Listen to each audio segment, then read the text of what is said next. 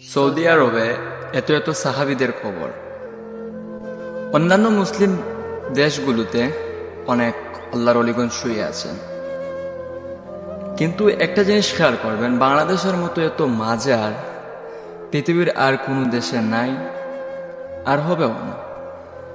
যদি কোনো প্রশ্ন করা হয় যে পৃথিবীর বুকে কোন দেশে সবচেয়ে বেশি মাজার অবস্থিত, তাহলে অনায়াসে বলা যায় বাংলাদেশ।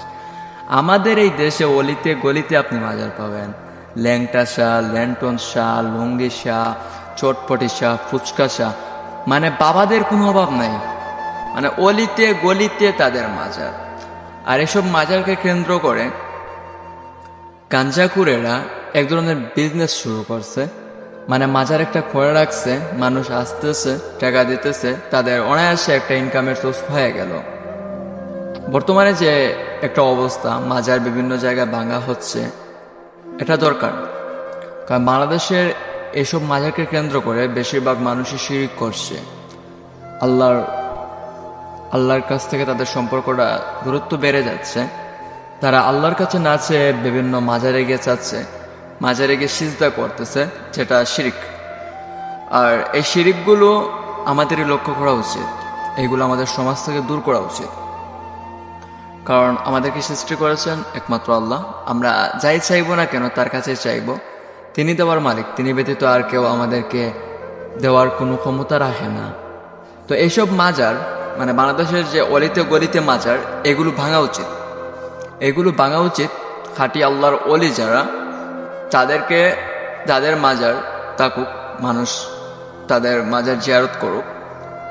কিন্তু এছাড়া অন্যান্য যে মাজারগুলো আছে, যেগুলাকে কেন্দ্র করে বিভিন্ন ধরনের খারাপ জিনিসগুলো হয়, যেমন বেশিরভাগ মাজারে দেখা যায় যে উরুস একটা শব্দ আছে, তো ওইটা যখন হয় মদের আড্ডা, জুয়ার আড্ডা, গাঞ্জার আড্ডা, মানে এইগুলো আমাদের সমাজটা একদম নষ্ট করে ফেলতেছে। কি মানে একজন নারীকে স্টেজে উঠিয়ে গান পরিবেশন করায়, আবার এইটাকে দেখে অনেকে মজা নেয়, অনেকে টাকা দিচ্ছে। মানে এটা খুবই ভয়ঙ্কর একটা জিনিস। মাজার পবিত্র একটা জিনিস, সেখানে মানুষজন যায়, মানুষজন জিয়ারত করে, নামাজ পড়ে। তাই বলে এইগুলা কি ভাই, মানে এইগুলা কি উরুস, গান বাজনা, এগুলা কি কোনো একটা মাজারের কোনো ঐতিহ্য নাকি যে এগুলা করতেই হবে? আমাদের সিলেটের হযরত শাহজালাল শাহ পরাণ আল্লাহ অলি, তো ওনাদের মাজারকে কেন্দ্র করে এইরকম একটা অবস্থা। তো আমার মনে হয়, আমার ব্যক্তিগতভাবে মনে হয়, যদি শাহজালাল শাহ আবার উঠে আসতে পারেন বা আসেন, তাহলে উনার মাজারকে কেন্দ্র করে যারা এসব করতেছে ওদেরকে দরে এমন পিঠানটা পিঠাবে। মানে কি একটা অবস্থা। একজন আল্লাহর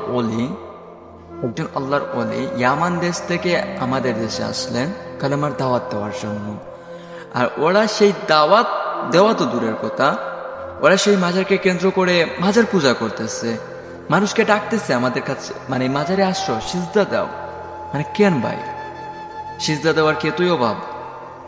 অলিতে গলিতে বাংলাদেশের মসজিদের কেন মাজারে সিজদা দিবে? কেন মাজারে চাইবে? কেন দেওয়ার মালিক কি আছে? কোন আল্লাহর ওলির কি দেওয়ার ক্ষমতা আছে? নাই তো, দেওয়ার মালিক তো আল্লাহ। আসলে আমরা আবেগে বাঙালি, আমাদের বিবেকটা একটু কম কাজ করে, আমাদের আবেগটাই বেশি উতলিয়ে পড়ে, আবেগটাই বেশি কাজ করে। বিবেক হচ্ছে মানুষের সর্বোচ্চ আদালত, বিবেক থাকতে আদালতের কোনো দরকার নেই।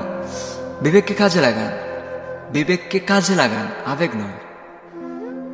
আবেগ এটা সাময়িক একটা মোহ, কিন্তু বিবেক, আল্লাহ আপনাকে বিবেক দিয়েছেন, সবচেয়ে দামি একটা জিনিস দিয়েছেন, সেটা দিয়ে চিন্তা করেন।